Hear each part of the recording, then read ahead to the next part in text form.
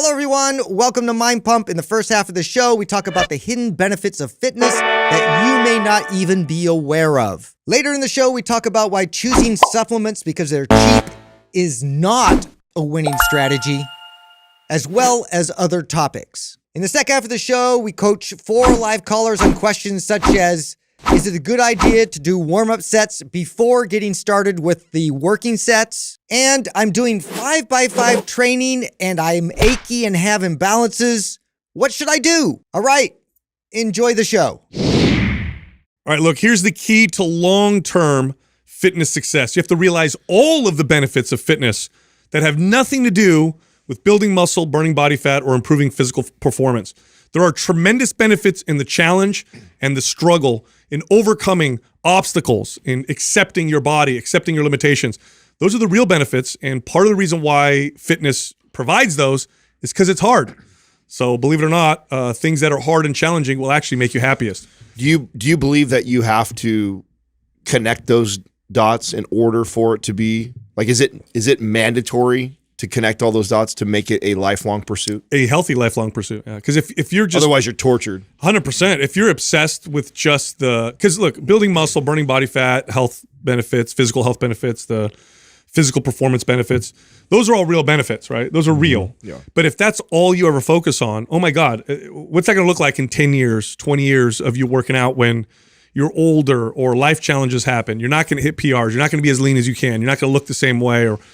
it ends up becoming this really unhealthy. Do you guys remember meeting depressing people in advanced age that still struggle with that? That like they like, let's say they're fit and they're in shape, but they're still connecting it to vanity. Yeah, right? It's like mostly. We usually see a lot of like cosmetic work. Oh yeah, yeah, like lots of like added plastic surgery and like injections, and it's just like whatever they can do to kind of slow down the process of how they aesthetically look versus finding other values that they should focus on. I saw it in ex-athletes, Yes. models, celebrities.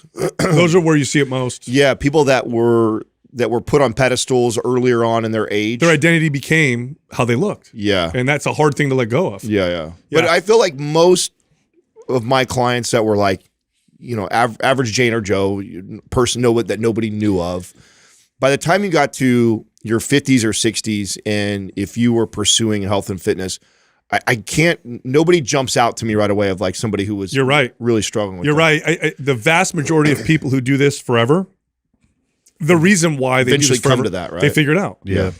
Actually, inevitable. Yeah, in fact, you don't even have to be 50 or 60. I think you just have to do it for like 10 years. Like if you do it for 10 years, you have to come to these realizations that, okay, wow, I'm getting a lot of value because I learn how to overcome challenges. Like here's what I mean by that. Like when you start working out, you suck at stuff. You just do. And you're going to continue to suck at things as you try new things. And as you are encounter new challenges with your body or your lifestyle, or you lose your job, or you have a baby, or you get older, whatever, you figure out how to overcome these challenges, how to use fitness as a way to improve the quality of your life, meaning that your fitness changes and molds itself. And then you start to value that. And you go, wow, this is really cool. This is something that just makes life better. There's a lot of acceptance too. Like, you may start off with, and most people start off this way, right? With these real cosmetic goals. Mm-hmm. And you may idolize someone. Like you may look at, for me, it was like, I looked at Arnold Schwarzenegger. I want to look like that. I want to be a bodybuilder. Well, at some point I realized like, I'm never going to look like Arnold. I don't have his genetics. I don't have his build. I'm not going to do what he did to look the way he did. But then I continue anyway, right? So I accept it and I continue moving on.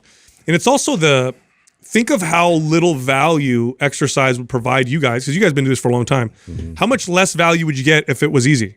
Like if you went out there and there was no challenge, no struggle, no pain, no hard sets, no heavy weight, no burn, no gasping for air, like how little value it would provide you. Well, anything worth doing is difficult. Always. Yeah. Always. It's it's like a life, it's like the conundrum that we have to face. Arthur Brooks he's an expert on happiness.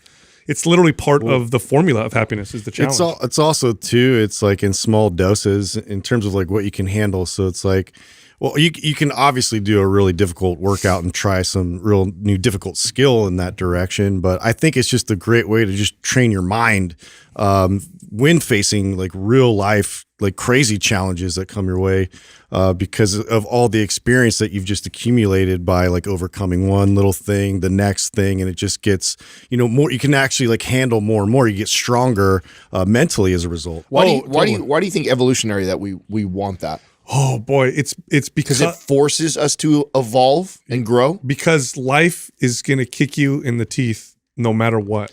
So we had to evolve. That's the prevailing theory. We had to evolve requiring challenge in order to feel purpose, meaning, and to actually feel happy, because if we didn't, then we would die. We would suffer, die, crumble, and fold. So life is always hard. It's always hard, right? Yeah. We think we make certain aspects of life easier, and then we realize we have this terrible realization where it's like, well, actually, it's not. It's actually still hard. Like, what's going on here? Like, I have air conditioning. I have easy life. I don't have to. It's just a different hard. It's no matter what. It's like that scene is one of my favorite scenes from The Matrix, which there's a lot of philosophy in the original Matrix, but there's that scene where Morpheus is sitting. They captured him, right? Agent Smith captured him, and he's like, they're trying to crack into his brain to figure out the codes to Zion. Mm-hmm. And Agent Smith says, the first Matrix that we created was a perfect utopia. Life was easy and everything was amazing. And he goes, we lost entire crops of humans because your minds couldn't comprehend life being that way. And then he has his own theory, but the philosophy behind that is it's totally true. We have to have struggle and challenge in order to have value. Now, why is this so valuable? Because if you start to understand that value, you're going to want to pursue your workouts. If it's all about how you look, all about muscle and body fat, at some point you'll stop or you'll kill yourself. You'll develop this terrible relationship with exercise and you'll kill yourself. You know what's interesting about that is that most all religions have a belief that the afterworld or afterlife or heaven is this paradise of like everything being perfect. And if we believe that now, that we desire the struggle, we want that to feel good, to have purpose, all those things, why would we even want an afterlife of eternity that's all good? Yeah. Well, you ever thought about that? I do, and I think that we don't. I think that we. I think it's misinterpreted. Yes, I think so too. I think so. I think that. I mean, I think a lot of I don't think we can comprehend. I think a lot of religion has been misinterpreted. It's what we decide that we think is it's supposed to be, and in reality, it's like we can't even truly fathom it. So wasting your time thinking that you know what it's going to be like is kind of ridiculous. Yeah. It's like that saying with when you raise your kids, like you could either change the world for your kids, or you can make your kids strong for the world. Like which one are you going to succeed at, or more likely to succeed at? Exactly. I mean, I've been kind of milling this over a lot because I know that you kind of get like two different types of mentalities, where one is very drawn to safety and one's, a little more risk adventurous and like will kind of go in that direction. But honestly, like safety is an illusion.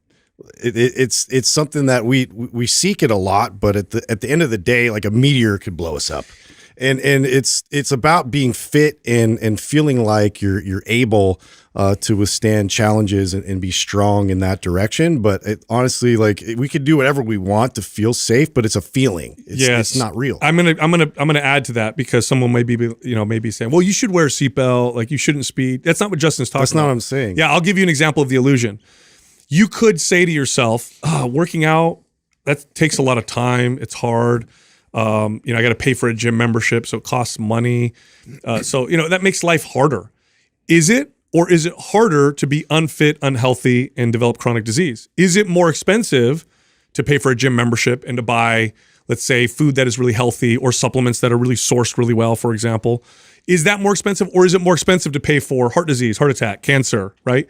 So it is a total illusion. It's complete illusion. The safety illusion, the ease illusion. Like, life is easier because I watch TV, I'm relaxed, I don't have responsibilities. Is it really though? Well, and every time we try to solve problems like that and make our life easier, we also create problems. And it's just sort of like that double-edged sword that it seems like always our pursuit to make things easier and have ease towards work that's in front of us. But really the work is, that's part of the journey. That's what you need to experience. Yeah. Don't you think that, what I find, we talked about this off air. We didn't talk about this on the podcast, but because of what you're talking about right now, don't you find that interesting that we have this kind of attack on the privileged, as if the privileged is a better place to be?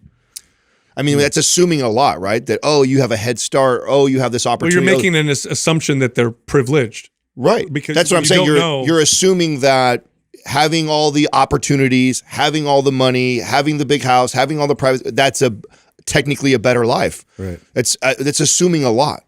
And, you know, I've thought about this a lot because I went through a phase in my life where I definitely thought of myself as a victim, right? Definitely felt sorry for myself. And then as I got older and I saw the growth and everything that happened from going through those things in my life, I look back now and I go, if I was asked, hey, if you were brought up in a home like X, Y, and Z, and there was a time when I used to think, oh man, like if I had the head start that my buddy had, or if I had the parents that my buddy had, I'd be here, here, and here. And I had that attitude for a portion of my life. And now I look back and I go, I wouldn't want that. I wouldn't want that position because I recognize that all those things that I had to go through built the character that I have today. And I like that character, and I wouldn't want it any other way. And so I actually now view the hardships and challenges in my life, or the setbacks, or the less privileged part of my life, as being more privileged. Yeah, well, judging. I mean, just to even say that, and I get, yes, you could objectively be like, well, it's easier if this and it's harder if that. And I know there's extremes where that makes a lot of sense, but that's a very arrogant assumption. Oftentimes it is, because you could look at somebody and be like, wow, they drive a nice car, they make a lot of money, and not know they're on 2 different antidepressants, that they have tons of anxiety, that they're struggling with, maybe mental illness. I feel like we have such a great example of this when we look at celebrities. Oh yeah. I mean, when you look at alcoholism, drug abuse, suicide, anti-depression, it runs rampant in the most wealthy, most privileged people. So the idea that we don't even have good examples of that, to me, is silly. Is it's like we all and then we all idolize those people, ironically. I know. You know? I know. It's wild. It is crazy. But again, bringing it back to the pursuit of fitness, which I've said before is this great vehicle for personal growth.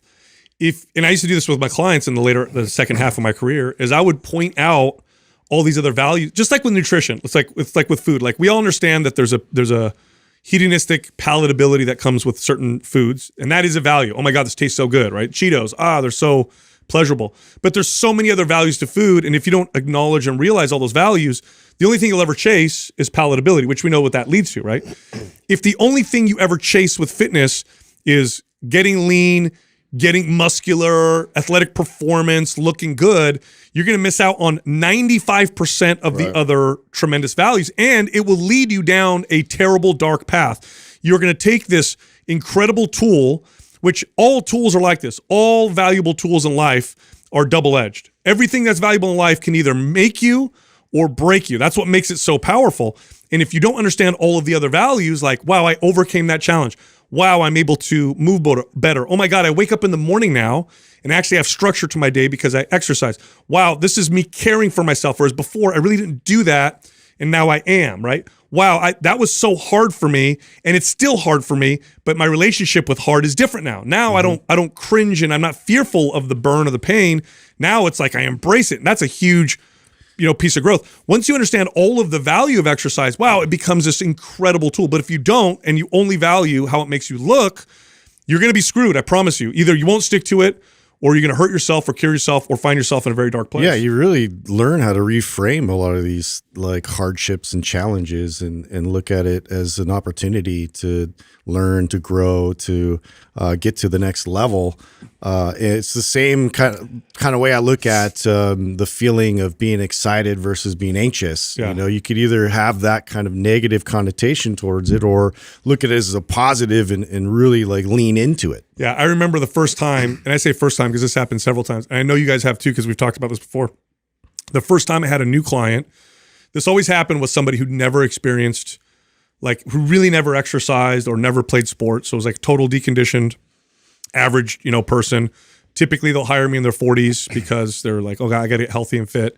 And then they'll hire me and we'll do an exercise, and they've never felt what good muscular pain feels like. They perceive it as pain. And I remember the first time this happened to me, and it's happened before. I had a lady doing tricep press downs, And I don't remember what rep she got. She let go of the bar and the weight crash. You hurt my triceps. And I'm like, what's the matter? She's like, oh my God, I think I hurt myself. And I'm like, explain to me what you feel. And she's telling me, and I'm testing her, and I'm moving her arm. I'm like, oh, that's just a muscle burn. And I remember the first time that happened when she left, I like had a little break, and I sat there thinking about it. I'm like, does she feel more pain from a tricep press down than I do? And I said, no. I said, first off, she was nowhere near failure. I can push myself to failure and beyond. I said the yes difference, and no, right? Unfamiliar. The difference is my relationship to the pain. Yeah. That I feel the same pain she does. Actually, I feel more pain than she does.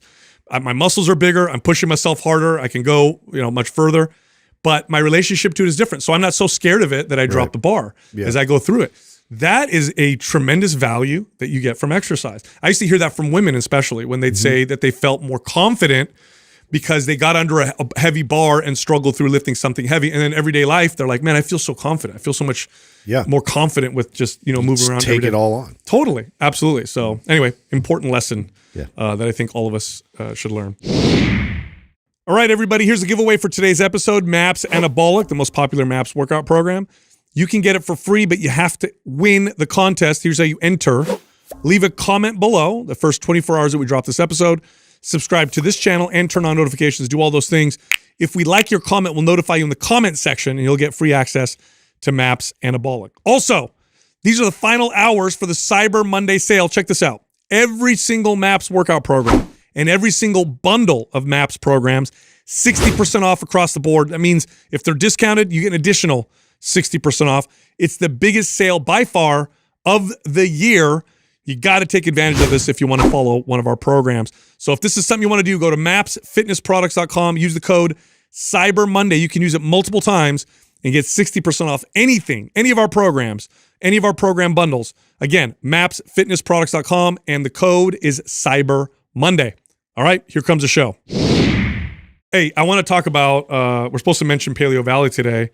The protein, the bone broth chocolate. Oh my God, I'm getting tagged all over the place. Told you. Yeah, I told you. Started, dude. It's the best tasting protein I've ever had in my entire life. I'm intentionally not going to have some now. You're such a rebel. It's too popular now. You want to be cool? Yeah, I don't want. It's not cool for me to do it. People are going nuts. Yeah, no, I see nuts. It. I mean, I see it all over. They're totally loving it, and I was trying to get some more. And you're such a good salesman, dude. No, it's real. Fucking guy. It's real, dude. Tastes like chocolate donuts. I'm not making that up right now. Well, Doug co-signed for you, so I trust him for sure. So I actually haven't been having to do protein powder lately. I've been pretty consistent with getting, but I mean, I was back to, although today I didn't. I'm saying that. Oh, you're bringing your food? Yeah, I'm back to bring. If I prepare, I'm good. It's when I'm not prepared, when the shakes and the bars and the things like that I feel like become necessary is when I'm not prepared. But if I'm prepared, I've got my meals made. You know why? It's because food is so accessible and easy that when you're not prepared, it's super easy for you to just, I'll just get this. Yeah, I'll order that. I'll get this. Oh yeah, no, totally. And protein is hard. It is because even and I brought this up not that long ago. Even when you order out what we would consider a protein meal, restaurants don't serve you. Well, a guy your size, you're probably looking for what, 50 grams of protein for a meal. Which you're talking about 10 to 12 ounces of a meat. Yeah, and you'll get 1/3 of that. Yeah, you get 4 ounces is kind of the standard serving size for eating out for protein, and that's eating something that you would look at it and go, oh, this is a protein, chicken, rice bowl, and vegetable. Like, oh, that's a healthy, good choice. But you're sitting on 4 ounces of meat. Like, I'm gonna have to eat 9 of those for me to hit my protein. Was it you that pointed out at Chipotle? Yes. You don't tell them. You double tell them meat? after they give the scoop. Yeah, the first scoop. You know what's funny is I've been talking about that for a long time. I've actually seen all kinds of stuff on Instagram viral about that. Yeah, no, I've totally. In fact, I think I actually watched Alex Hormozy talk about it in a video not that long ago where he was telling people that's a strategy. I'm like, I've been saying that for a long time. I remember going there and I'm like, wait a second, you tell them double meat first and they give you like little tiny portions. You do them after you they wait. Do it. Yeah. Oh, wait, real quick. Extra meat. I mean, that would be like the same hack for like Five Guys. You order another fry after they give you the first, because they always do like you give her Five Guys, they give you like a small fry and then they fill the whole bag up. Yep. So you order your fry and then you go back, okay, get another fry, and then you get like double the amount. Versus if you were to get 2 small fries, it would end up being the same as if you. Oh, because you get 2 bags. Yeah. Oh, I didn't know that. Yeah. It's a fry hack. Brilliant. But I mean, I've never ran into a situation situation Who's where I eating need that many I know fries, I've never needed more fries from Five Guys than what they they're provide for finish you all those fries. already. right here. I cannot stop Setting eating the standard over French fries or potato chips. I can't stop eating. That's your kryptonite. Bro, I do see you I'll eating eat chips. it. I'll eat them until I hate beyond hate myself. Like I'll just keep going. Justin's cheese, your fries I'm are chips, cheese, and I'm for ice cream sure. for sure. Ice cream or cake. Yeah. I blame you for introducing me to that cheese shop in Monterey. I'm like ordering it online now. Oh, are you serious? Yeah, bro. I get like cheese wheels. Hey, like, at least they're you're showing dope. up. I swear to God. Oh, yeah, but at least you're getting Swear to like, God, you know, like legit I mean, stuff, they have dude. everything. Isn't that place cool? Wait a so minute. cool. Wait, Yep. they'll deliver it to your house? Yeah. Will they deliver it over here or do they have to be in Santa Cruz? Yeah, they deliver it here. Really? Yeah. Yeah. So I'm a huge. I love. What's cool that I loved about that place, shout out to that, it's a cheese, I think it's called the Cheese Cheese Shop. Shop, Yeah. right, in Yeah. Carmel. And they have every cheese in the entire world. And then they have somebody behind there. What's a sommelier? That's what you call the wine. Oh, yeah, the wine. Yeah. But they're a cheese one. Well, they actually sommelier? they show you how Sommelier. to pair all these cheeses from all over the world with like the appropriate If you got wine the to go with it. time, yeah, you definitely want to hang out there because they'll take you through that, like pairing with the wines, or they'll just let you try like basically any of the cheeses you want. Like they'll give you a little piece, and so I'm just there for You know like that- an hour, like whoa, And then you're That like, is I'll think about this it. part of one. the part of the reason why we moved out there was because of this experience. And if you get a chance, and I've actually had several people DM me, and I've pointed them in this direction. Like one of the most epic weekends that Katrina and I would create for ourselves all the time would be going to the Sanctuary, which is one of the best places in California to stay on the beach. You've all stayed Yeah, there. it's You know, beautiful. You go down to Carmel, which is 15 minutes up the road. You go to the cheese shop. You get yourself. Oh, you know, there's like just a lot of good restaurants down there. well, no. This is the hack for us is to do that. Go get a cheese, bring it back. and watch the sunset Yep. from your room. It is like. Yeah, we did that after you said that. I mean, that's what made us live out. I mean, Yeah. we were doing that so often because it was such an incredible night or weekend that we'd stay there, and we're coming out here so much. Like, why don't we just move out here? But I love that. It's such a cool like date or experience. You know, to go real away and cheese do. connoisseurs like the stronger the cheese, the better. I'm assuming you're that way, Justin. Yeah. So you Yeah. like cheddar, but you like extra sharp. Yeah, extra more sharp. Than, same like, here. Yeah, all the way. Yeah, Like even same. like it's funny because you know my kids like I just had them try blue cheese and I'm like, you know, you just ate a bunch of mold.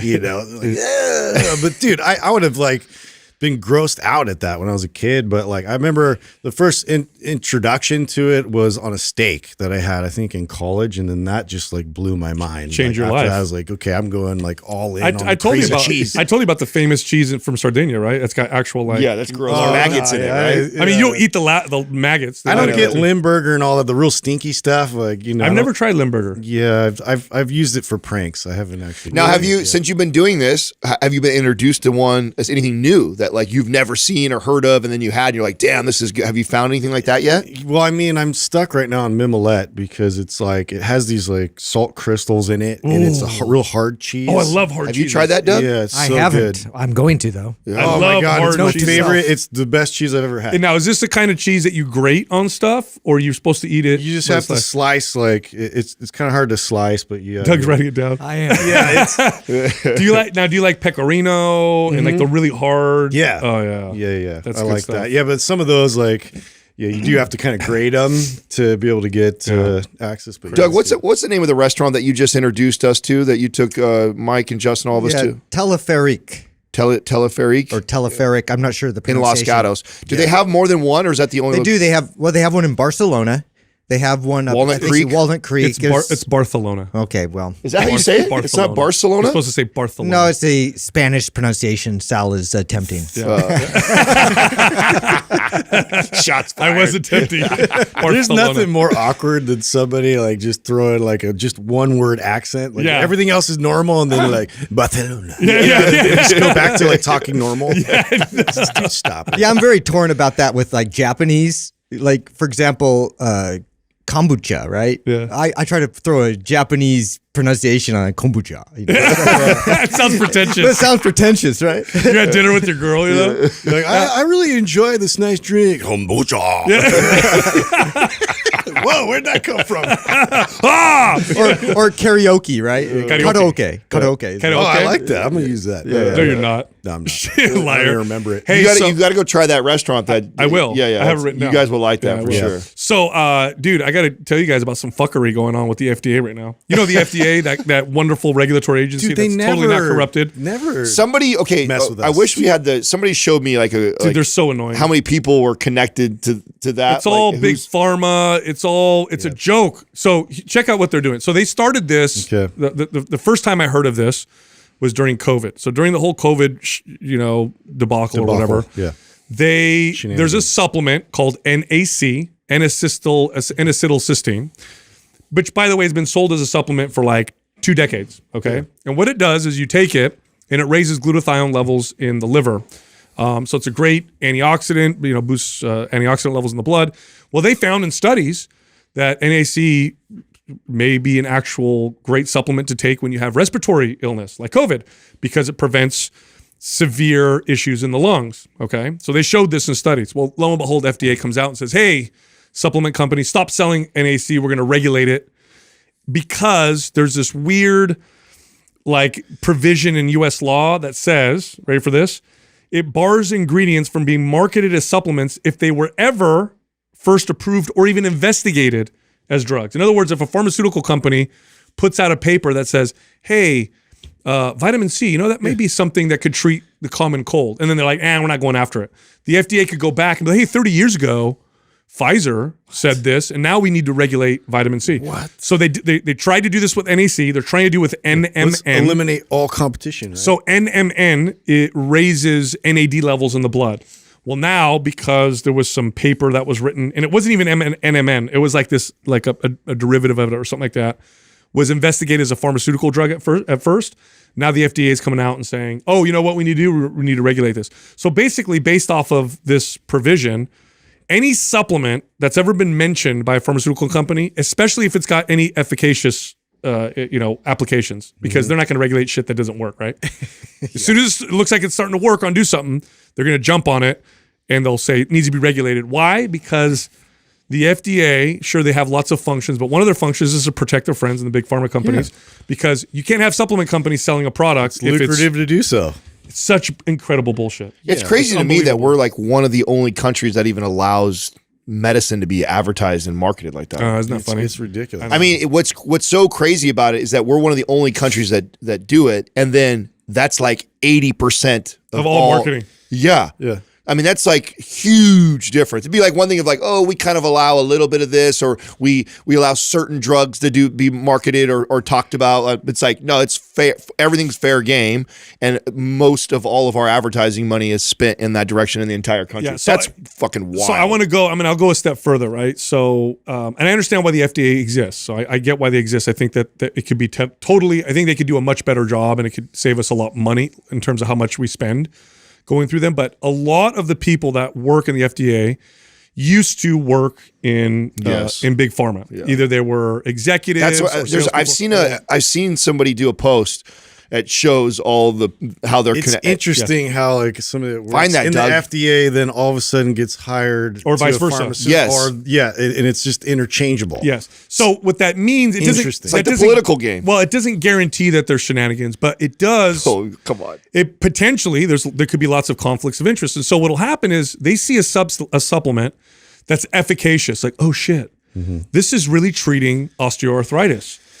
And then they can go back and they could try and find some obscure bullshit. And then they could say, sorry guys, that actually belongs to this company that company. Did you hear what the guy said on All In about the FTX guy that was doing all the regulating for FTX? Well, like 10 years before was doing like some shady gambling stuff. I forgot what that was. I can't remember but he was the one who was like putting helping them with all the regulation structure of the business for FTX. Meanwhile, 10 years ago, he had got caught up in some like crazy scandal. Well, so my big issue with this is, how's that not like a massive red flag? Oh, it totally is. Yeah. So, and now here's the big issue. Then you get people who say, well, the supplement industry needs to be regulated by the FDA because there's lots of supplements out there that lie. They put, they don't put what they say is in the label in the actual bottle, or they have other stuff in there. This is all true.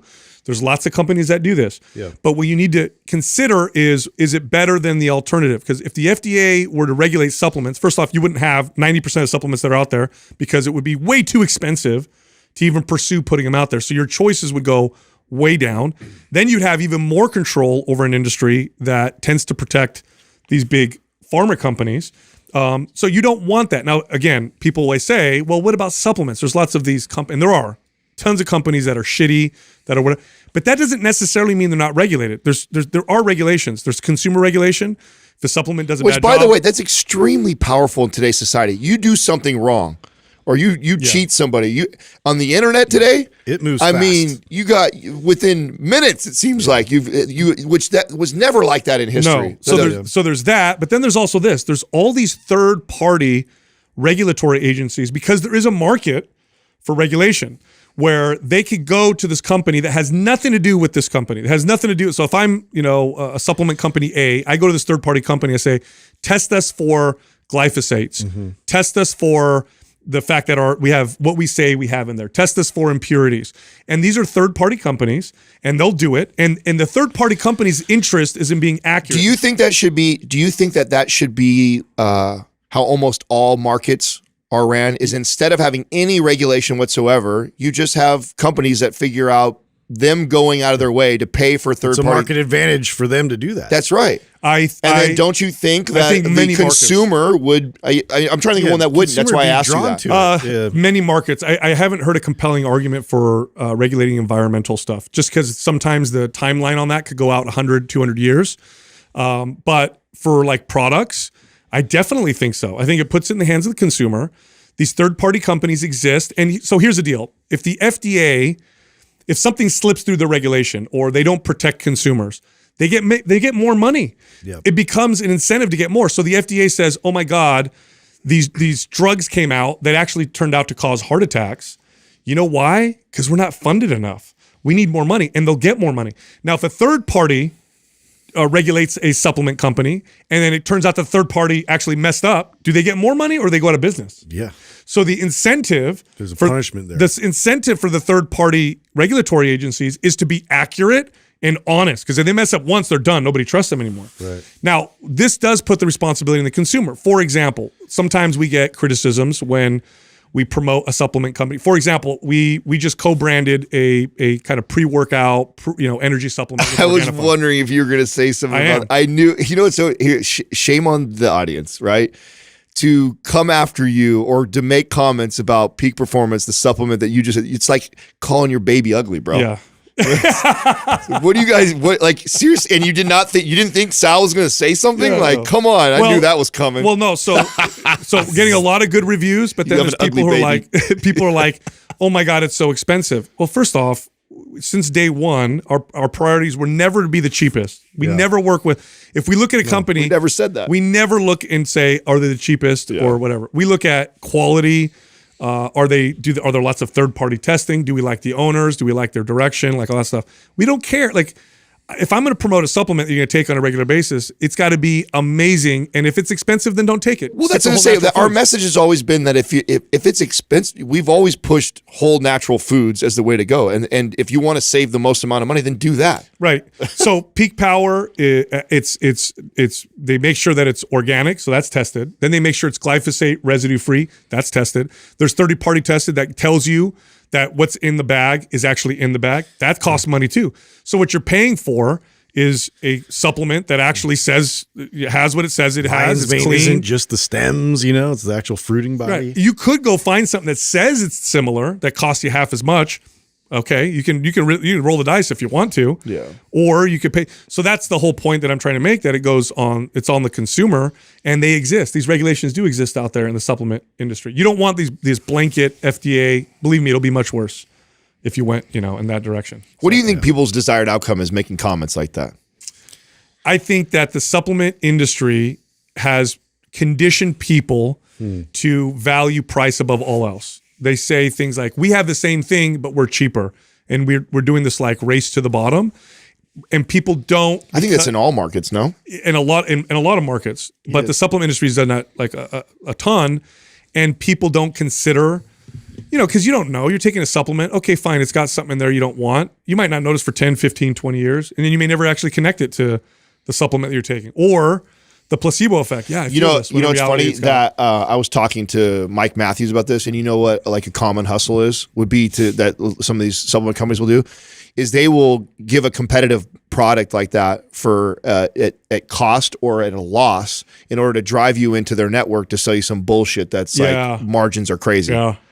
I mean, that's a hustle is to get somebody. I mean, when you think about it, it's smart. I mean, it's a smart strategy for making money, but it's like, it's unfortunate because you as a consumer, it's so hard to figure out like if I'm getting duped or if I'm getting a great product, does this really work? It's like, Yeah, totally. 100%. So, you know, for me personally, if I'm going to take something, it's going to be good. Otherwise I'm going to stick to whole natural foods. And also, what are they comparing it to? You know, in terms of the like, so it will be something that's a lot cheaper, but just go back and read those reports of all those companies that had like fillers in there, that had like heavy metal toxins in there. Like, just look, like all the stuff is out there in terms of like the cheaper options. It's there. Dude, the protein powders that had the highest heavy metal content when they did that study were organic vegan protein powders. Yeah. So you're a consumer, you're like, oh, it's organic, it's vegan, it's good for me.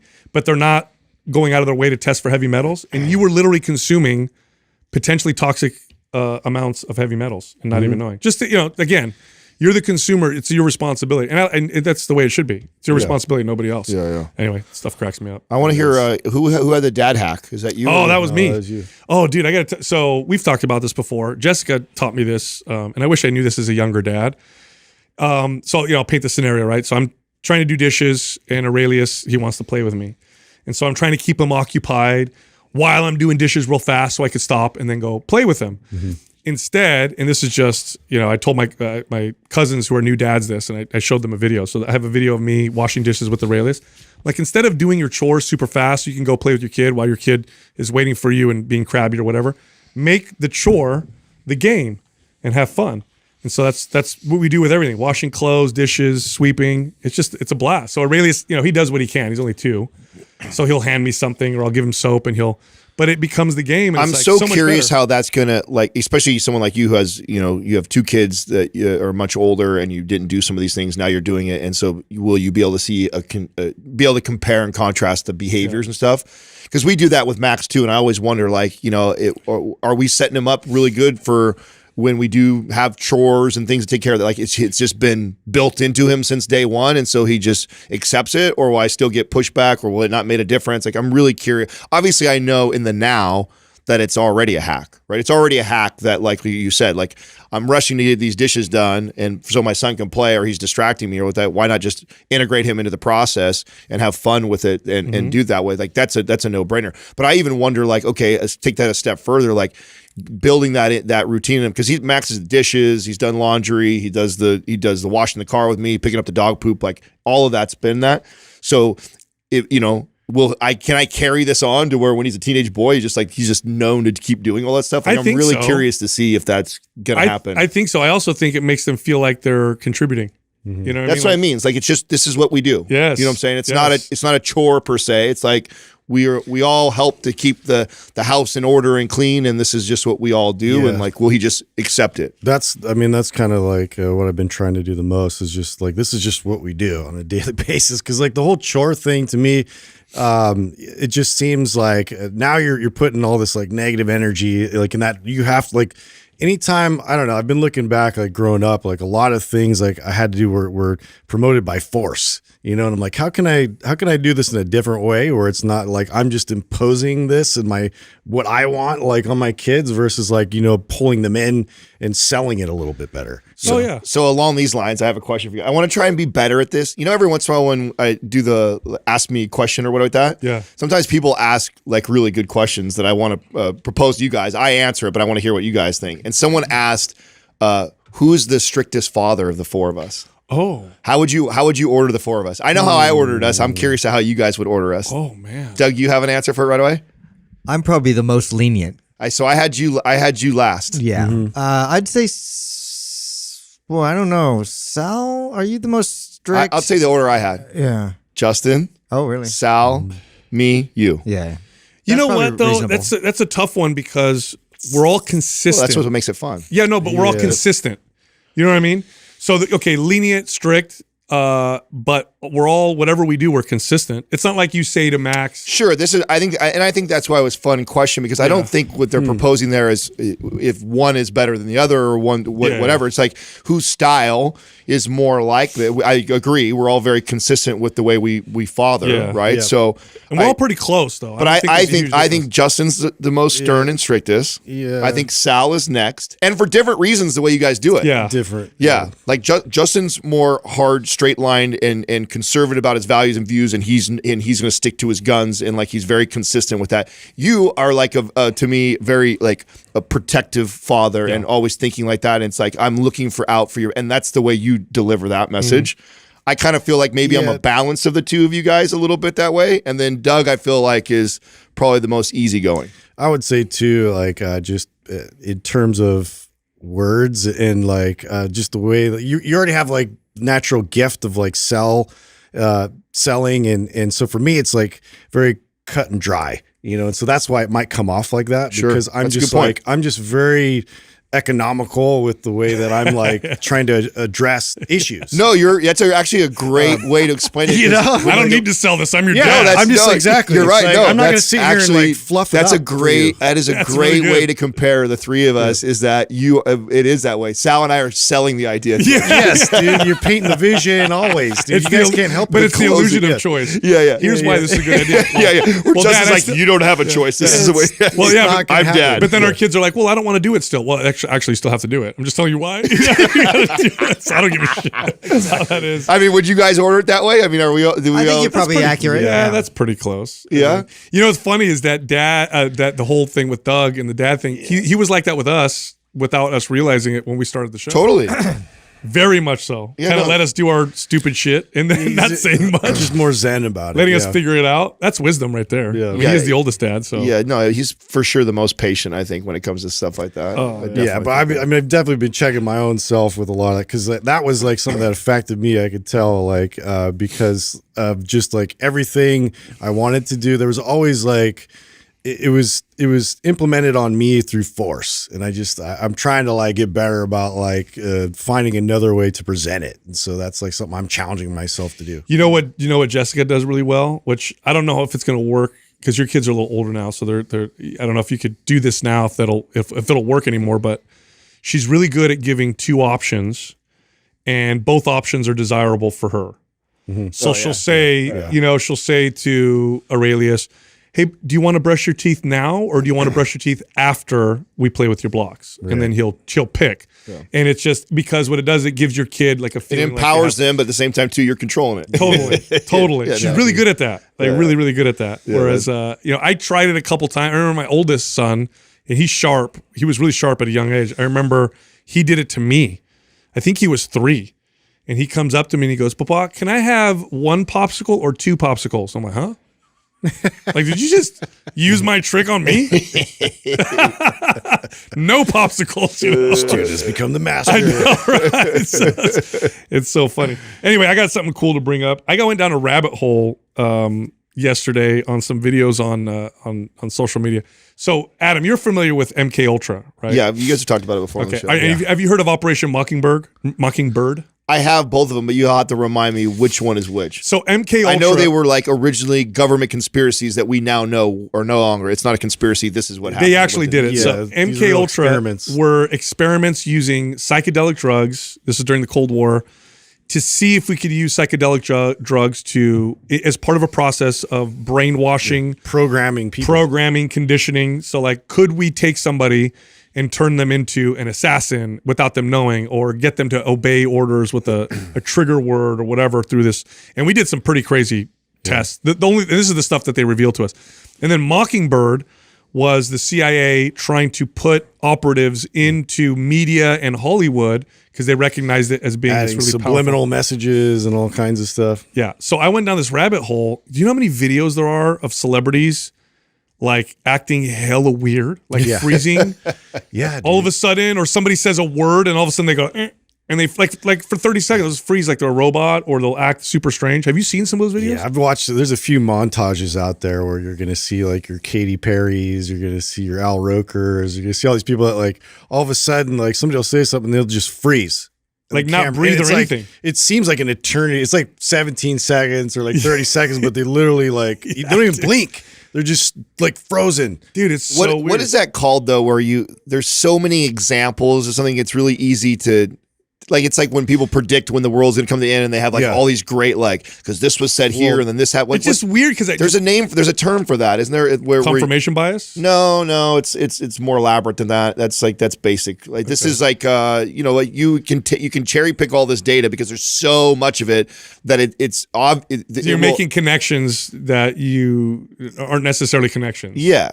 I don't know, man. There's a term for it. There was one with Draymond when you're your boy. Yeah. And Oh, boy. he literally, it looked like someone froze the screen for a while. He just sat there. Weird. I've never seen someone do that in real life. Yeah. That's weird, dude. I mean, well, to that point too, because we see this from celebrities and pro athletes where they have all the eyes on them. The pressure is like quite more substantial in your everyday average person, and when they're put on the spot, I could see how maybe like their brain might short circuit a bit, like when they're delivering some kind of speech. But I mean, sometimes though you're just like, that's weird. Like it's almost like they're about to have a seizure with some of these videos where they just like get like these kind of tics and weird things happen with their eye twitching, and it's just like I don't know, dude. I don't know how to explain it every time. Like it's weird. Well, If plus you I'm go down the convinced that rabbit Draymond's one of the good ones, so it can't be. So that's why it can't well, be that's true. what it's Okay. because they did a good job.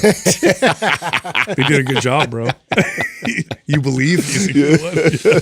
Yeah, I don't know. It's pretty funny. Like that was like back in the day when I used to go down all these like conspiracy holes, and the MK Ultra was a fascinating one because there's some truth to it, but then you can get some people that take that information and then they apply it to so many other things, like like all of these like major celebrities go through some kind of like ritual thing with some secret society, and then they come back and then they're just How much? Because that's a lot of people have speculated on that. I mean, Kanye came out and alluded to it just not that long ago, even though we know how crazy he is. Where do you guys stand on that? Like, do you believe there is this underground cult that gets together and in dark black capes, and they slice each other's fingers, and then they all chant in the underground and tell everybody how we're all going to be billionaires and take care of each other? that hasn't happened?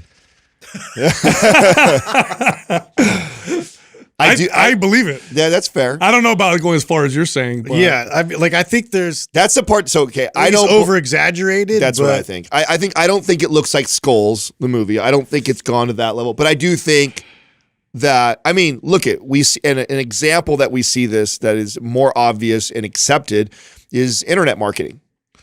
Internet marketers that are extremely successful figured out a long time ago, hey, even though we have competing products, there's so many people in the world for all of us to reach, so we can all get rich. So let's They cross create their syndicates. Yeah, they create syndicates and they all take care of each other. So I do believe that it looks something like that in the music it's world. an underground network. Well, Yes. let me. Okay, so I'll give you two examples of And why. I think it's been painted as this crazy dark. I'll give you two examples of why I think that Okay. there's some I of got this some, stuff stuff going on.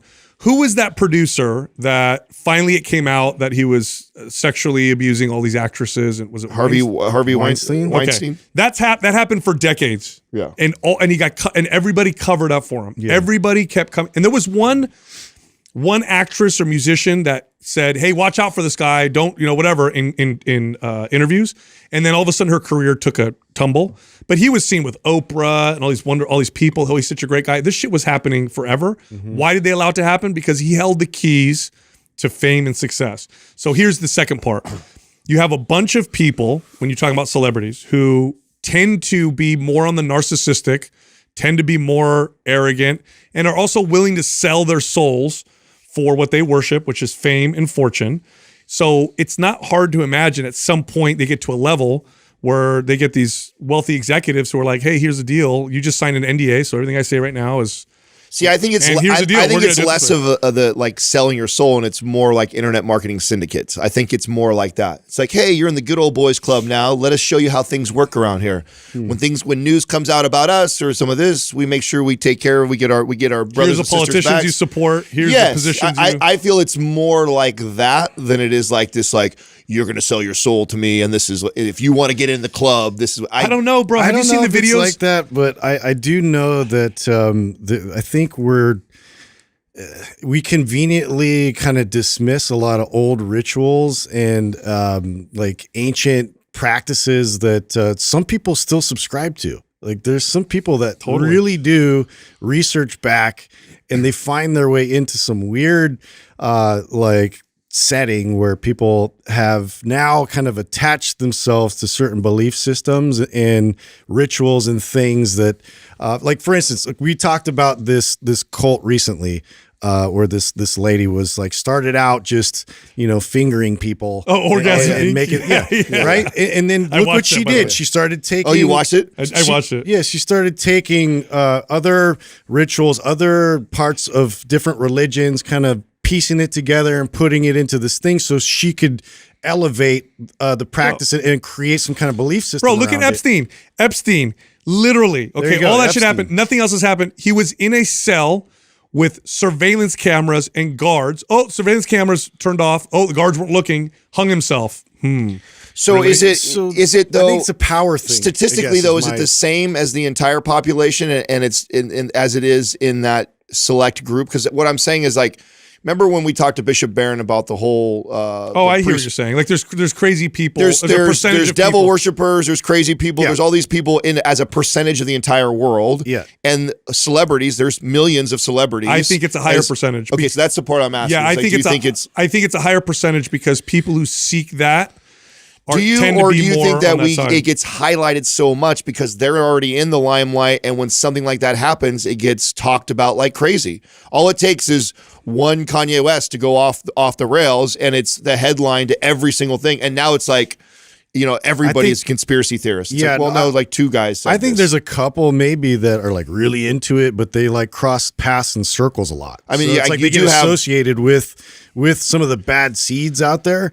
But I mean, even look at a Bohemian Grove, for instance. that Like, was real. like, what look- about what are they called? Spirit dinners or something like that? Yeah, exactly. Spirit dinners where they eat off of people that are like naked and they throw Or they eat blood soups on. made with blood. There's and some weird shit that we don't get talked about. There's in a mainstream video. media. There's a literal video of like it was like a party, and there's a bunch of celebrities there, and they have this body on a table, and it's like it's food, but they made it look like a human, and with entrails and everything. They're eating from it. Yeah. And I'm like, why?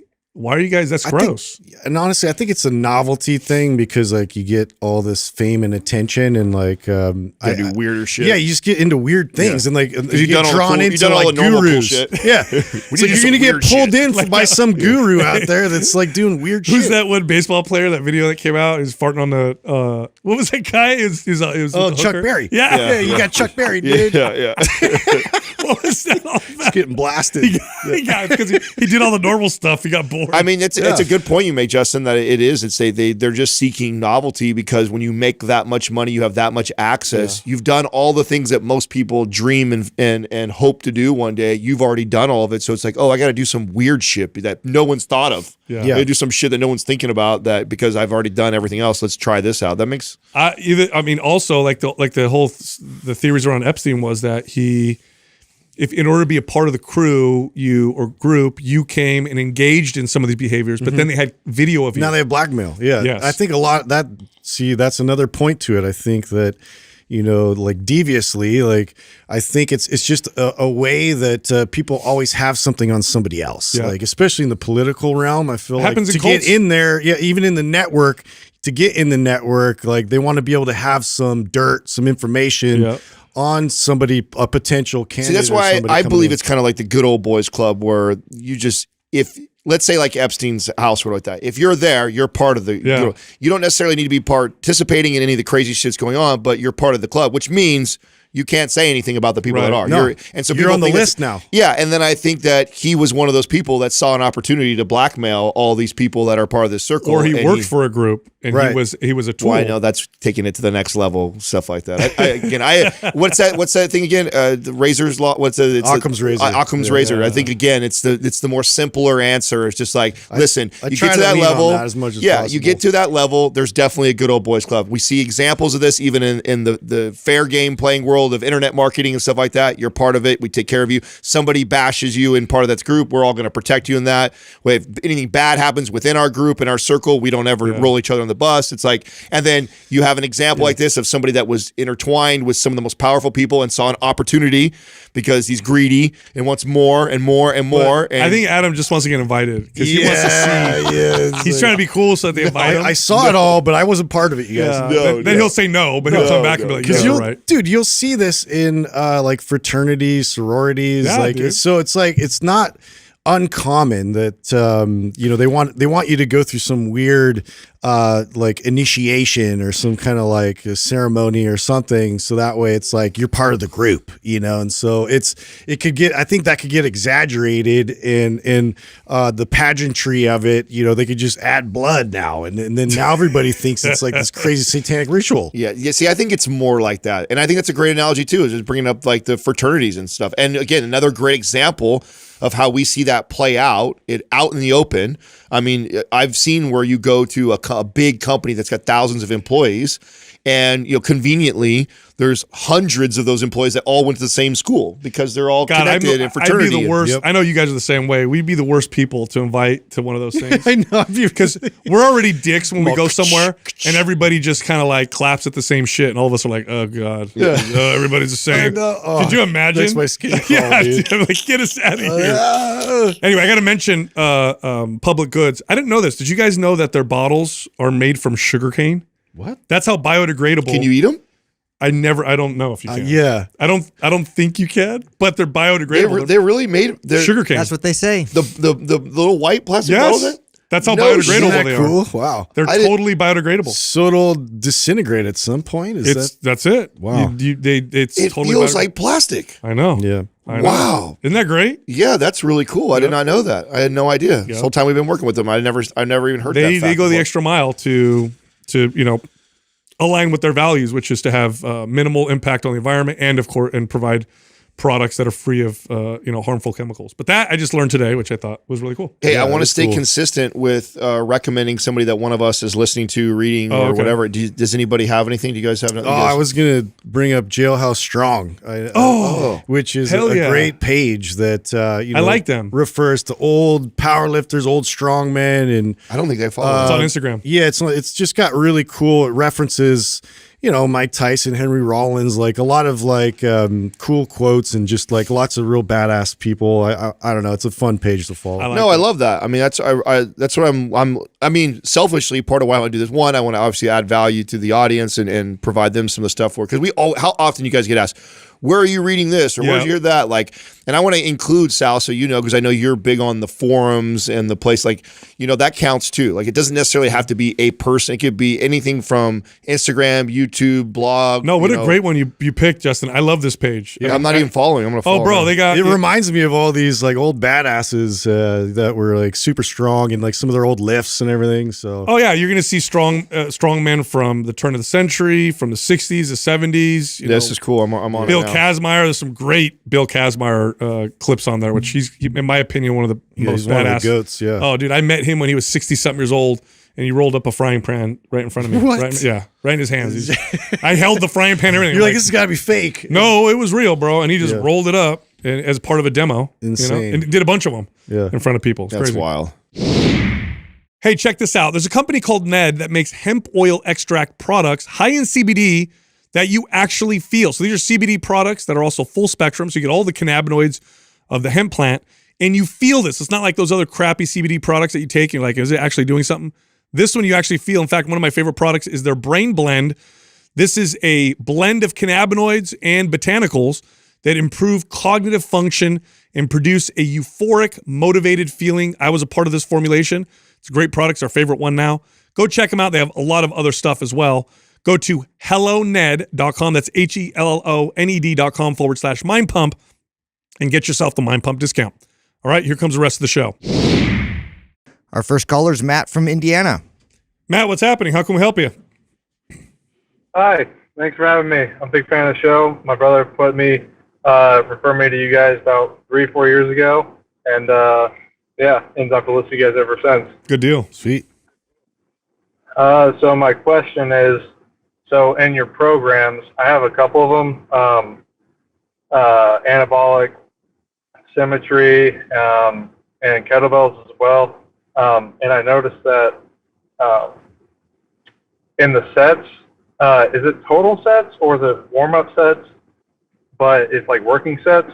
Are you warming up to the working sets? Because I've done warm-up sets and the working sets, and I've done some overtraining, so I just want to get some insight on that. Yeah, that's a good question. When we put the sets in a program, those are work sets. So it doesn't count what you need to do to warm up or prime. Do you have MAPS Prime, by the way? I do. I have Prime and Prime Pro, so Perfect. I try to, and I do mobility drills all the time. A lot of my sore parts is my shoulder, but I think I have bicep tendonitis, so I think that's a slight problem. But I've been doing, I modified the kettlebells for aesthetics to almost look like MAPS 15 because I do it at home. Good deal. Yeah. Yeah. It's like work that. sets, and the amount of time that it takes you to warm up to get to your work sets is going to vary tremendously depending on the lift, how strong you are, and the individual. Like for me, for example, it takes a long time to get to work sets when I'm doing like a deadlift or a squat.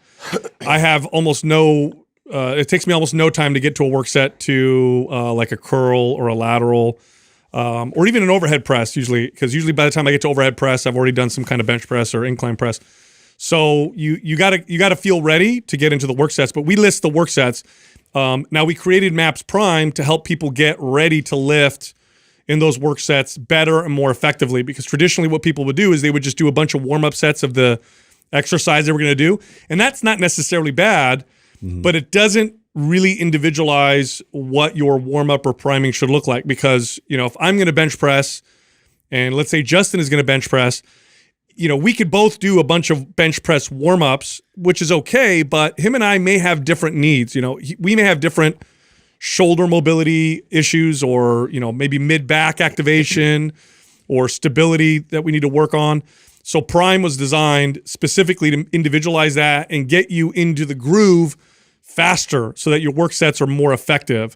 But yeah, there's a pretty wide range of individuality. And you may even find this for yourself, Matt. Do you find that sometimes it just takes you longer to get to where you feel like you're in the groove of your sets versus other times where you feel like you can kind of jump in and you feel good? Yeah, a lot of it, my lower body responds pretty quickly, but my upper body, so like my shoulders, respond a little slower. So it takes me a little longer to get in my working sets for my shoulders, especially because I have in my right shoulder, I think it's bicep tendonitis, so I go a lot lighter and a lot slower. So it does take me a little longer. Yeah, so someone like you're a perfect example. Like I'd want to do either like a zone 1 wall test to get you going or handcuff with rotation. That's what I would do with you to prime you, and then we go into your shoulder movements, and then hopefully you can get right into your working sets within the first set, if not the second set right away. So, and to Sal's point, like there's certain people that they're going to be able to get right into a squat, and by the second squat, they're already in the groove.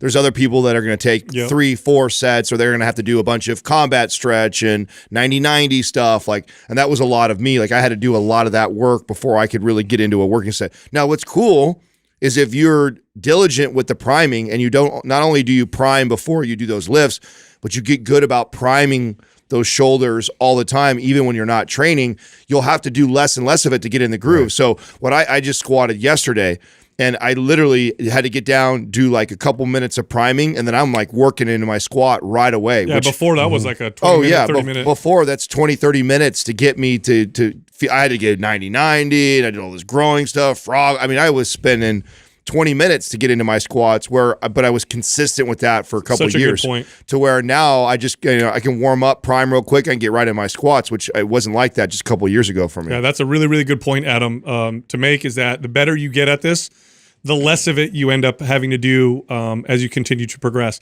And if you find that you need more and more warm-ups, more and more priming as you continue, it usually means you're not addressing the root cause. It usually means you're doing some kind of Band-Aid work, right? So I used to do this with foam rolling. Like foam rolling can be a great part of proper priming, but by itself, it's really a Band-Aid.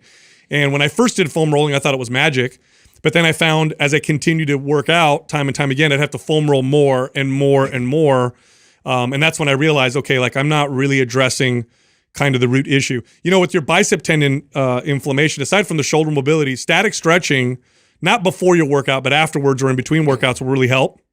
So bicep static stretching and lat static stretching. Sometimes tight lats can cause issues in the shoulder when you're pressing, and that can manifest with bicep tendon inflammation.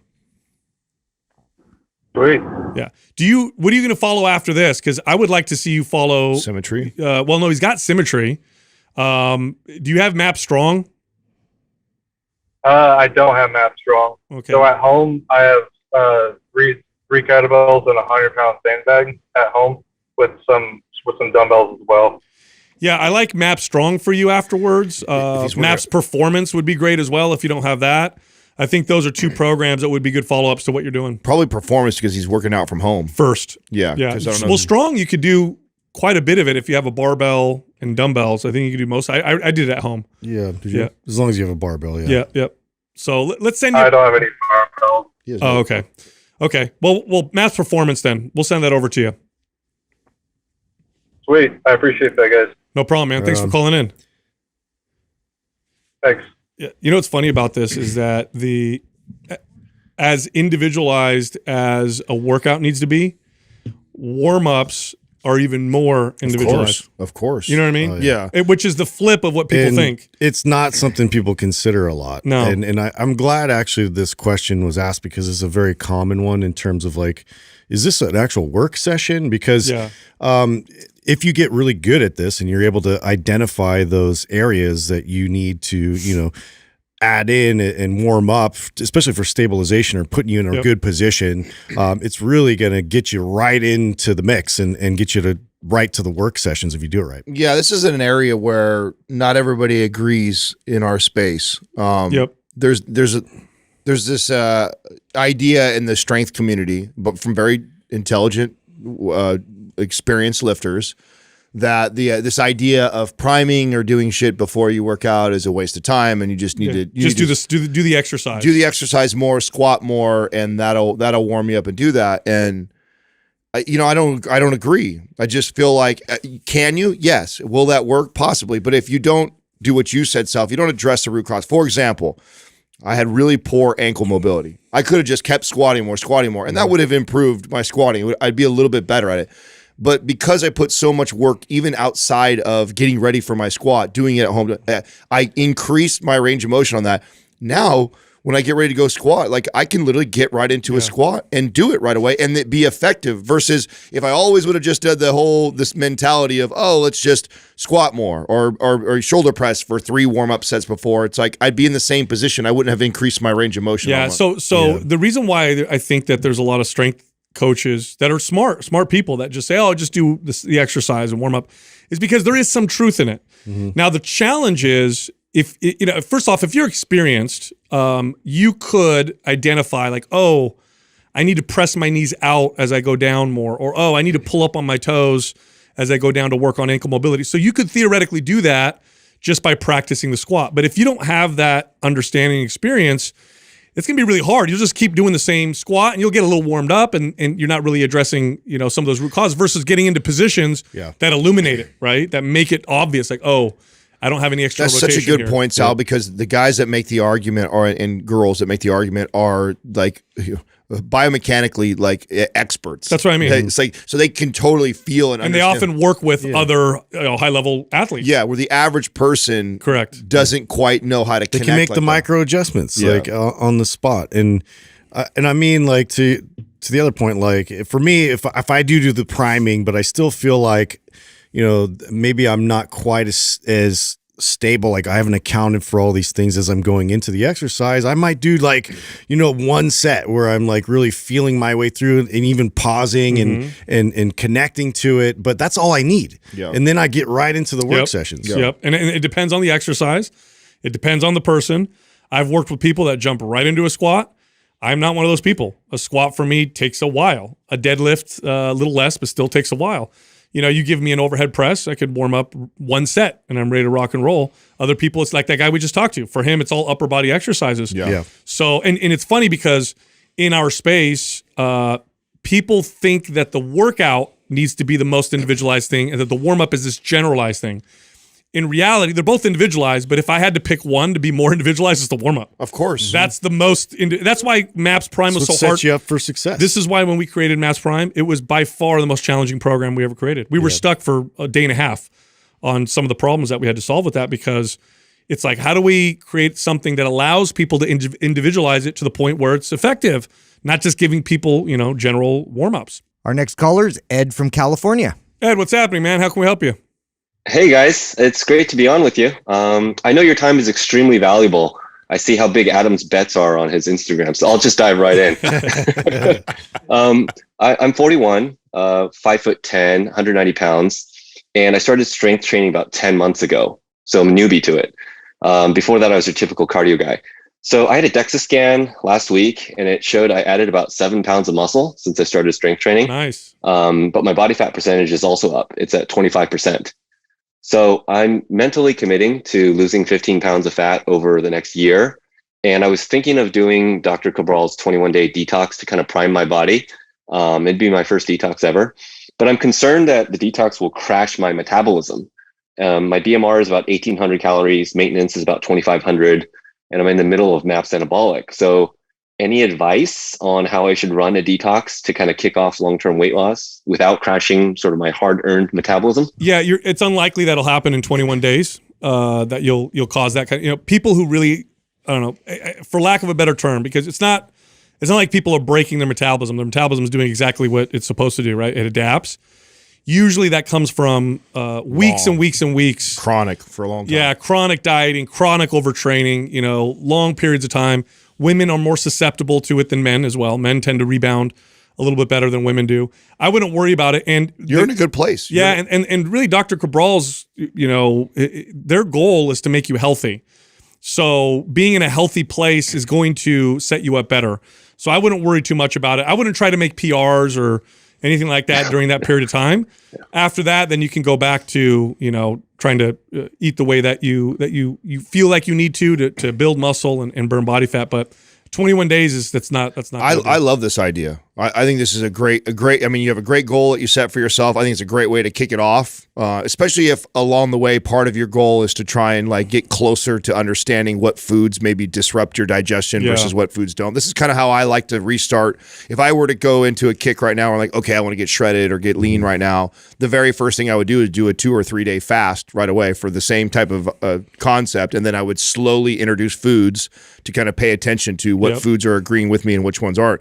You having Cabral actually take you through this is even better than that. So I love this. And I think you're in a good place. I think you're eating 2,500, 2,600 calories for your size. You've put on some good lean mass recently. So I think you're in a great place for this. And I would love to hear how it goes.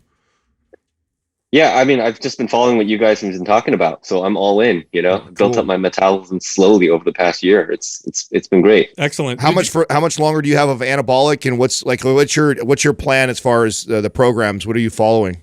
Yeah, so I have the RGB bundle, and after anabolic, I was thinking of doing performance, but you know, it was going to just depend on kind of how I felt with this 21. So I was going to do the detox after I finished anabolic. I didn't want to do anabolic and the detox at the same time. You know what actually would be good to go with that is our MAPS 15. Yeah. So while you're doing the detox, MAPS 15 would be really good. So we'll send MAPS 15 over to you. Switch over to that because that'll be like lower volume. So you're still lifting, staying active, but you're more focused on the diet, the detox side, and then transition into performance. If I was coaching you, that's what I'd see. I'd say, hey, let's run 15, MAPS 15 while you're doing the detox, and then I'll transition you over to performance after that. Don't get too caught up on any lean body mass or body fat percentage changes during this 21-day period. Because really the idea with this is to reduce inflammation, reduce the stress load on your body, identify food imbalance, food intolerances, that kind of stuff. So, your water rate can fluctuate. That shows up as lean body mass sometimes. Inflammation can change. If you do lose a little lean body mass, it comes right back because of muscle memory. So I wouldn't get caught during that 21-day period. I wouldn't get caught up too much on performance, strength, and muscle. I would just focus on the data detox. collection. Totally, 100%. Okay. Yeah. Cool. No, that sounds like a plan. Thanks. And my experience with MAPS Anabolic is like it's worth 10 times what you guys charge for the entire RGB bundle. Wow. Yeah, we're gonna use that clip. You know what? Let's do that. Let's everybody gets It's mad. how I You used can to go blame to it your on you. gym. I used to go to your 24-hour fitness gym. Oh, did you really? No way. Yeah. Yeah, on keto. Oh, But I spent all my time avoiding you because you'd walk around with this like huge yoga ball and like just like try and talk up people, and I'd see you bring them into like the room to do like the yoga. Wait, hold on a second. The ab crunches. Did you actually work out there when I was managing it?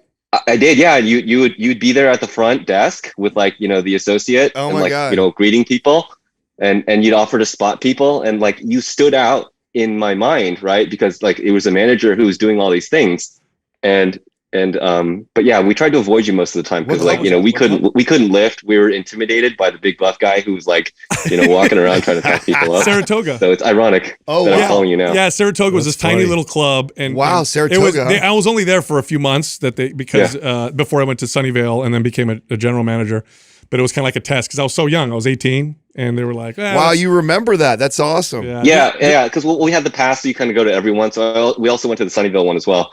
Oh, good deal. wow. Did I ever Yeah. sell you? Did I ever sell you anything? Did you ever buy anything from me? No, we were super shy. Like I just go straight to the cardio machines. He avoided you, dude. Damn it. Yeah, we avoided you. It was like I don't want to embarrass myself on the yoga ball with Sal. Hey, listen, I played the long I don't game, blame Ed. you. I played the long game. Yeah, I got look you. where you are now. Yeah, 12 years later, he got you. You got the Yeah, RGB it's like bundle. 20 years later. But it's ironic that you stand out. Like, and I'm calling you now. So That's did awesome, you? man. So did That's you? funny, Did you find the show and then piece that all together, or did you actually find him because of that? How did that? Yeah. all- So I found the show and then I pieced it together because like this guy looks really familiar. Oh, you know. Wow. Yeah. And then you started talking about 24-hour fitness, like, oh, and then you mentioned keto, and then you also mentioned that there was a hot tub that never worked. I'm like, that's the one. Oh my Yeah. God! Wow! Wow! What a small world. It's like this guy. He looks just like this guy I knew, except had way more hair. Well, I He tell sold you, me a barbecue. I tell you what, Ed, if you're ever in the area with your buddies or whatever like that, you want to come watch a live recording, send us an email, and then since you're Awesome. nearby, you can come stop by and say hi. It'd be great to catch up. Yeah, thanks for calling. Yeah, man. I'd love to because I feel like you guys have done so much. I just want to find a way to thank you guys. For Oh, sure. no, you Right did, on. you did, you come, did. Come say hi, Ed. Thanks, Ed. We'll do. All right, man. All right, got thanks it. very much. That's the location. Wow, the fact that he remembers that's so great. Yeah, that's the- 20 Still years, 20 years ago, bro. Years Bro, later. 20 plus. I was such an aggressive kid too back then. I was literally. I walk around. You know what's funny? So aggressive that he remembers. Let's do some yoga. Leave me alone. Hey, do you take supplements? That's the location where somebody passed out in the jacuzzi, and I had to squat down and pick up this like 250-pound wet dude Oh my out of the jacuzzi, put him on the floor. Ambulance came and everything. And, he was okay. But I was a kid. I was 18 years old. Like, is someone gonna die? On my watch. This sucks. Wow. Tiny little club. It was a That's tiny, so They don't even great. own it anymore. They sold it. Oh, they don't know. Yeah, it was a Saratoga? tiny little location. I remember it. I didn't know Yeah. they sold it though. Yeah, it was really small. Oh wow, I That was a good didn't know that. Wow, that's so great, dude. I mean, so back to his question, what he called in for. I love this. I like this idea a Yeah, lot. so do I. Because I mean, we've talked off air about when we kind of get on these kicks. I just did it recently. It was just a month ago or so when I did my little 3-day fast. Like I love to reset myself before I go into like, okay, I'm gonna get focused, start prepping my food again, everything like that. I think it's a great idea for people to do. Yeah, this. I think it brings a lot of insight, Yes. especially if you're coming in with the I just want to get healthier kind of mentality with that. And also, I mean, it's pretty similar to like I think anybody should do like an elimination diet at some point, so this is kind of in line with that way of thinking. Yeah, and you know what? We should be clear because working with a functional medicine practitioner or functional medicine team like Dr. Cabral's team is not the same thing as 90% of the detox, fresh start, yeah. diet, whatever. Yeah. Those are all complete bullshit. They're all terrible, and they do cause people problems.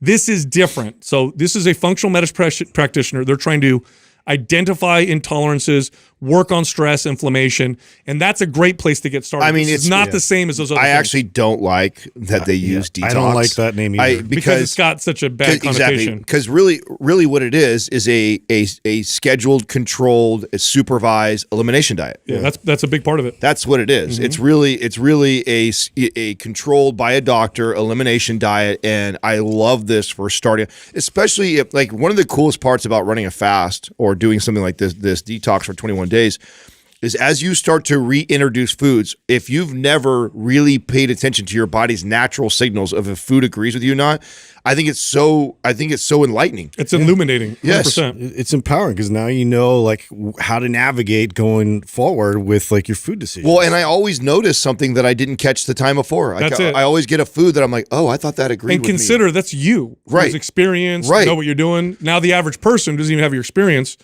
They get blown away by the stuff that they figure out. Oh my God, I always eat that. I can't believe that's Yeah. the thing that's causing Can't my believe this, gives me heartburn this. or my sleep issues or my skin issues. And what it is, so for the people that have never tried or done this, is it's crazy because you're so sensitive because you've kind of, quote unquote, detoxed, that when you take in a food that doesn't agree with you, the signals are much louder. That's right. So, like, let's say you're somebody who has an intolerance, let's say to wheat, and you didn't know it, and you always had wheat in your diet all the time, but you have up and down days when it comes to your stool, and you don't know what it's from. But then all of a sudden you do this elimination diet, and then the first time you have some wheat, Listen. and you're like running to the toilet right away, or you feel like a rock in your stomach. Like, that is your body telling you like it does not agree with it's it. hard to hear sounds when everything's loud all the time. Right. It's easy when everything's quiet. Then you can hear little sounds and pick things out, and that's exactly what's happening. Doug, is there a website we could send? Because I know we have our forum, but if somebody wants to go to the Dr. Cabral site and work with them, let's get that that site so I can. Yeah, I have to look that up. Okay, that's all right. I think it's drstephencabral.com/mind pump, Okay. but I'll double check that. And then you also have the access to the MP Holistic Health in the Which is private a free They'll free direct group. you from free there. forum, yeah, and you can ask in there too. So if you're just curious and you want to know more questions about it, like, go inside that forum. It's actually stephencabral.com/mind pump. Stephen is STEPHEN and then CABRAL.com/mind pump. Our next caller is Daniel from Texas. Daniel, what's happening, man? How can we help you? Hey guys, how y'all doing? Doing Good. good, man. I guess first of all, I'll start with the cursory thank you. I've been an avid listener for about 2 years or so, Awesome. and the content you guys put out has really helped me a lot, and dare I say, changed my life. Right on, man. But so I have a tendency to, when I get nervous, kind of try to make dumb jokes. So I'll just try to stick to the script here. Hey, we're all hey, Daniel. Dude, throw them out. Tell us about your cock on the wall back there. Yeah, we're all dads here. We love. I knew you were going to say that. Adam's the first always to spot a cock. Yeah, he's a connoisseur, Yes. if you will. Yeah. So this is like employee housing, and that's not my cock. It's somebody else's cock. okay. Just hanging around. Explain somebody else's cock. I see. Okay. Anyway, Yeah. we're done. That's a big one Yeah. too. Okay. So I'll jump in background. Children. So I've kind of, I've worked out, strength trained on and off for at least 10 years. But I've been, super consistent for probably about 18 months now. And, a lot of that I can attribute to listening to you guys, helping me stay consistent there. But my wife and I had a baby in September. And so before that, I had worked through anabolic performance. And then I kind of blended those two for a couple months and did kind of my own deal, with those two programs.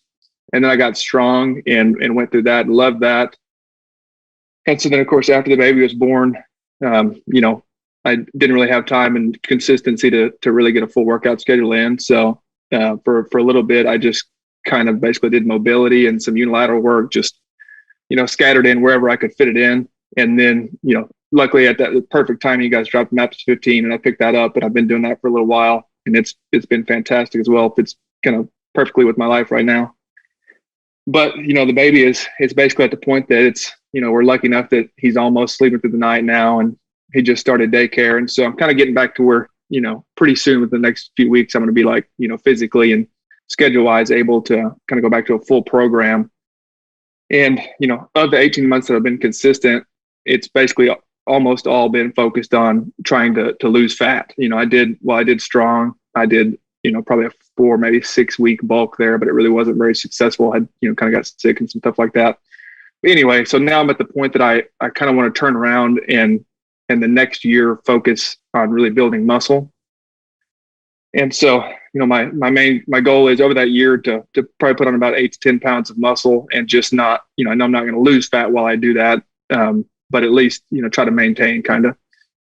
And so my question is with that new goal in mind, how should I kind of start scaling back up my volume after, having, 2 months here where my volume's been very low, and kind of, physical stress demand of having a new baby.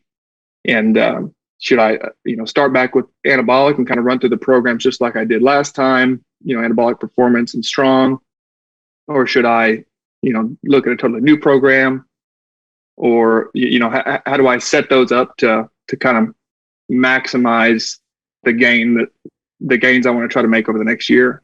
Yeah, I'm looking at your programs right now that you have. I would love to hear what the guys have to say, but I'd love to see you do Symmetry, and I'll have Doug send Symmetry to you, right? So as you get back in, you're running 15 right now. I would go to Symmetry first, then anabolic, then performance, really?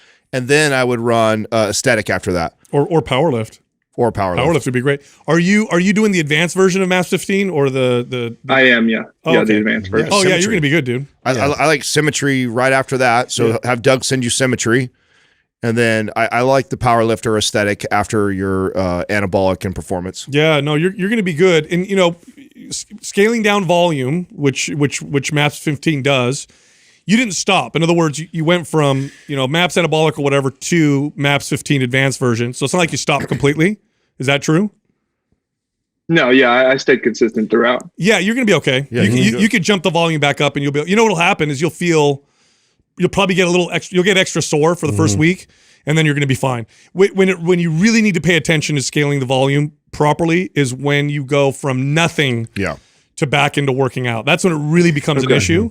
So really the thing to pay attention to is the intensity. So maybe that first week of MAPS Symmetry, just keep the intensity moderate and then go into maybe more intense. Actually, to be honest with you, isometrics. You're right. No, MAPS Symmetry starts off perfect. That's why I think it's perfect for him. I think isometrics, then go to unilateral work. Yeah, you're fine. And then you go to anabolic and then about that. Performance. Okay. And then, yeah, so Doug's going to send you Symmetry on us. And then if there's any programs that you would get later, I'd say aesthetic and powerlift. Okay. Wow. Fantastic. Thank you guys so much. Cool. So as far as aesthetic goes, I guess just a side question here. The reason I didn't do that last time is because I figured that it had a bunch of kind of cable work, and I have a home gym and I just really don't have, cable set up.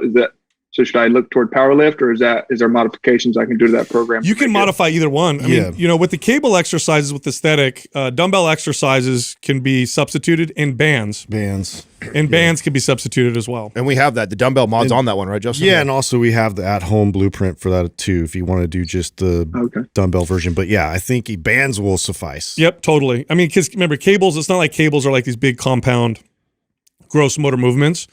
They're really designed to, connect and squeeze, and you can get that with bands, no problem. Okay, awesome. Yeah, you got it, man. And congratulations Thank you guys so much. And congratulations on the baby, huh? Yeah, absolutely. Having all the fun. All right, man. Good stuff, man. Thanks for calling in.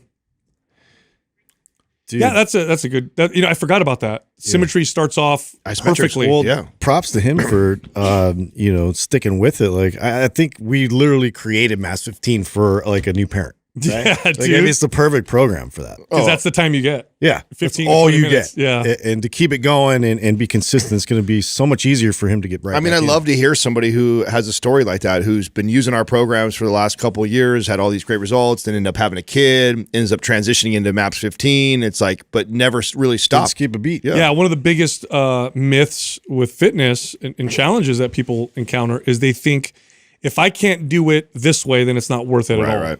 So if I can't do it the way I was doing it before, then why waste my time? It is never a waste of time. Exercise should be molded to fit your lifestyle. That's how you get all the value out of it. And if you fall into that, well, if I can't go crazy hardcore, then I'm not going to do anything at all. You're going to have a rough time with your progress over the years. In fact, you'll find yourself just taking 2 steps forward, 2 steps back every time. Our next caller is Arturo from Indiana. Arturo, how can we help you?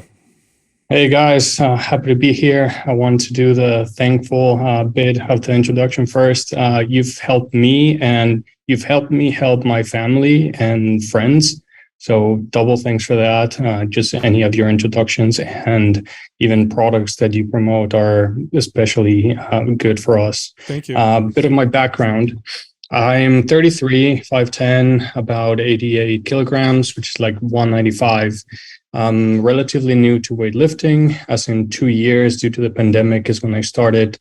The cool programs or workouts out there, like the Wolverine workout or the 300, beginner stuff. Eventually, I started running into your guys' content, ran anabolic 18 months ago and just fell in love with it. Then got into performance, and right before you started promoting powerlift or strong, I started doing 5x5 mode of training. Been liking lifting heavy, been getting strong.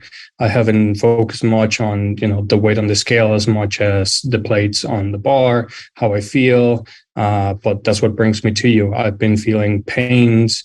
I've been feeling stiffness, some joint issues. I've been running for about 12 weeks now, and it's getting to the point that every plate, as little as it be on the bar, I'm like, well, I don't know if this is going to be the one that snaps it, or can I keep going?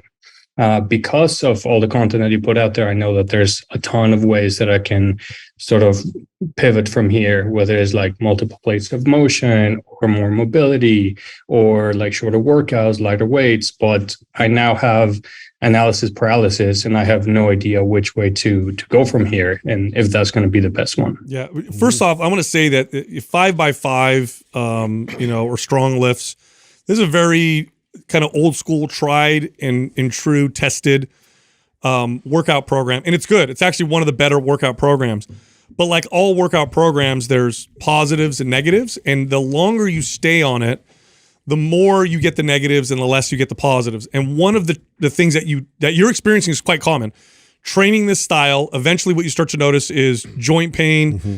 You start to notice imbalances, instability, because it's basic, which is what makes it good, but the basicness, the working in one plane of motion is also what starts to cause problems. So it's definitely time to switch to something that's going to create more balance in your body. I think MAP Symmetry would be perfect. For sure. Mm-hmm. That would be a perfect program for you to follow. And then after that, you could try something like MAP Strong or even MAPS Aesthetic, or Split, which is more bodybuilding style. But Symmetry is going to totally tackle all of the issues that are coming up for you right now following 5x5. I think you've just gone too long on it. That's what's happened.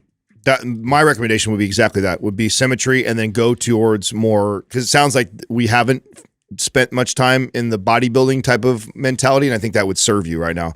As amazing as the 5x5s are, and amazing as anabolic is, like that way of training, I think your body's talking to you now, and it's time to take care of it. Symmetry, which is isometric unilateral work, which I think was going to serve you very well, and then going to something that's a little bit more bodybuilder focused, like Aesthetic or Split, I think is the move for sure for now. And then you could go back after that. Then you could return to like a power lift or a strong 5x5, but give the body a little bit of rest on the real heavy 5x5 type of training, and just see how it responds and see if you notice you feel a lot better. Yeah, you'll build more muscles. What's going to happen? Do you have MAPS Prime Pro?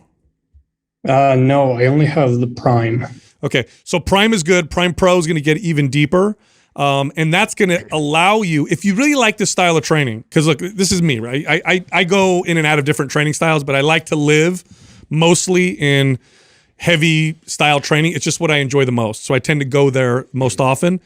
And Prime Pro allows me to stay in there longer. Now, I'm not saying it's the solution. Like I could just stay in it forever because I have Prime Pro, because eventually I have to move out of it too. But it allows me to stay in there longer so I can do what I enjoy more. And that's what Prime Pro does. It allows people to train the way that they love more often without having to move into something else. Not saying that it's an issue moving into something else. That's what you need to do. But everybody has a preference, and that is a value. Part of the value of training is doing what you love. And if you want to continue to train this way a little bit longer, stretch it out a little bit, more, then Prime Pro, I think, would be something that would help you out. But we'll send you MAP Symmetry. I think that's start the there. I think everybody agrees that's the place to start. Totally, right now. Definitely. Thank you. Yeah, my goal is basically that, just strength and mobility. The aesthetics are not an issue for me. I like to look good, but I know that's a byproduct, and I do like that feeling of feeling solid, full, not just pumped with air. So yeah, I really appreciate the advice and everything. You got it, man. Cool. Thanks for calling in. Yeah, I appreciate it. You got it. Take care. You know what this reminds me of? What's that saying in business? It's like, you got to do the stuff you don't want to do so you can do the stuff you want to do. Yeah. You know what I mean? Do the it's things you have to do now so you can do the yourself. things you want to do later. That's it. That's the one right there. And it's just, if you're going to do this for a long time, I mean, you know, that's what you have to do eventually. Eventually, the perfect program is not the right program. Well, what I love about Symmetry too is like we have that at Phase 4. Like you're going to be able to see what that does literally to a 5x5 style of training. It's really going to enhance that. And I think, you know, between any power lifter, any strength athlete in general should really just take that extra time and go through a phase of unilateral training. And look, I can't stress this enough. You will hit PRs doing this. And I think that the fear, and I know this because I'll feel it myself, is if I move away from the style of training, I'm gonna lose strength. I'm not going to hit that number that I want to hit. No, it's like, you know, what do they say? It's like, you know, pulling back a bow, right? It's like you got to take a step back, but only so you can fire the arrow much further. And that's exactly what happens. And I just experienced that now, hitting, you know, some numbers I haven't hit in a long time, because I went through a long period of training in ways that, you know, I tend to neglect. Well, you hit it on the head on the thing that's probably the most challenging for somebody who goes into Symmetry, is especially like this, because we tend to recommend it to somebody like this that would serve their body well, is, okay, I love heavy 5x5, and going to isometrics is a dramatic difference. I mean, it's the complete opposite end of the spectrum. I mean, a shill shot. Yeah, here's no weight, buddy. You know, just squeeze and work. So I think the hardest part is the mental shift for someone like that. And then even after they run a phase of isometrics, then you tell them, oh, you got to go unilateral. So again, they're totally different, doing a lot less weight than what they're used to putting on the bar. So I think that the biggest challenge of Symmetry is disciplining yourself to follow it as it's laid out, but trust the process, because then you get to the phase where you get to go test what happens when you actually take care of your body like that. 100%. Look, if you like Mind Pump, head over to mindpumpfree.com and check out our guides. We have free guides that can help you with a lot of health and fitness goals. You can also find all of us on social media. So Justin is on Instagram at mindpumpjustin. Adam is on Instagram at mindpumpadam. And you can find me on Twitter at mindpumpsal. This one's really important, and that is to phase your training. If somebody trains for a full year doing a bench press and they're always aiming for 5 reps, if you compared that person to a person who did bench press where they did 3 or 4 weeks of 5 reps, but then they did 3 or 4 weeks of 12 reps, and then 3 or 4 weeks of, let's say, 15 to 20 reps, and then they'll throw in some supersets. At the end of that year, you're going to see more consistent progress from the person who's moving in and out, and less injury. That's another thing. You'll see less injury as well.